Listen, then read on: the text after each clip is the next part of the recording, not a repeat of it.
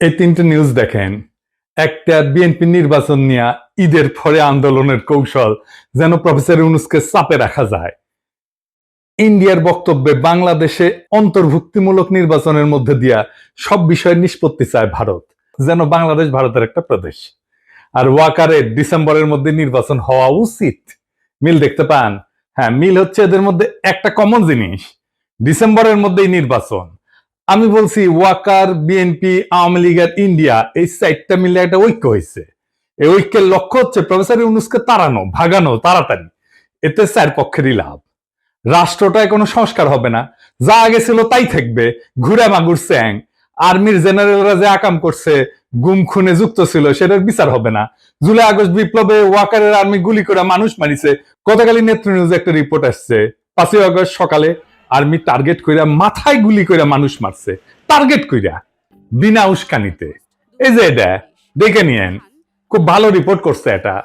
এগুলার বিচার যেন না হয়, এইটা ওয়াকার চায়।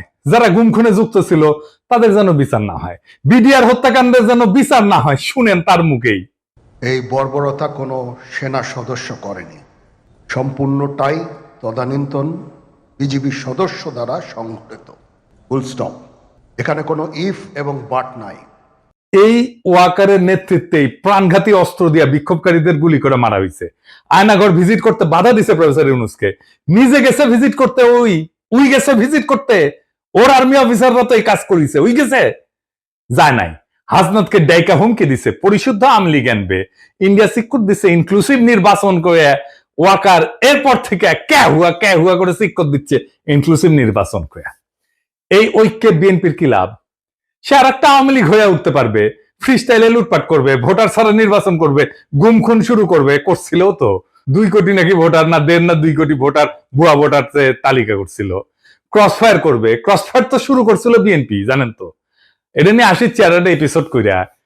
আওয়ামী লীগের লাভ, তার বিচার হবে না। এত জুলুম চালানোর পরে যে দলটা নিশ্চিহ্ন হয়ে যাওয়ার কথা ছিল, সে আবার ফিরে আসবে রাজনীতিতে।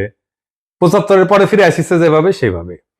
আর ইন্ডিয়া, হাসিনা যা দিছে, যা ইন্ডিয়া সারা জীবন মনে রাখবে, সেটা অব্যাহত থাকবে। সে নদী শুকাবে, সীমান্তে বাংলাদেশি নাগরিক মারবে, বাংলাদেশের বাজারে তার পণ্য বেচবে, ভোমা ভোমা পেঁয়াজ খাওয়াবে 300 টাকা কেজিতে। তারপরে বলবে তোমাদের রান্নাঘরে চলে না আমাদের খাবার ছাড়া, আমরাই তো তোমাদের খাওয়ায় বাঁচায় রাখতেছি। রোগী ধরে নিয়ে যাবে ইন্ডিয়ায়। তারপরে বলবে আমাদের এখানে না আসলে তোমাদের গতি কি? চিকিৎসাই তো হবি না তোকে। বাংলাদেশের চাকরির বাজারে সব টপ পজিশন গুলো নিয়ে নেবে। আর কি ট্রানজিট নেবে বাংলাদেশের মধ্যে দিয়া।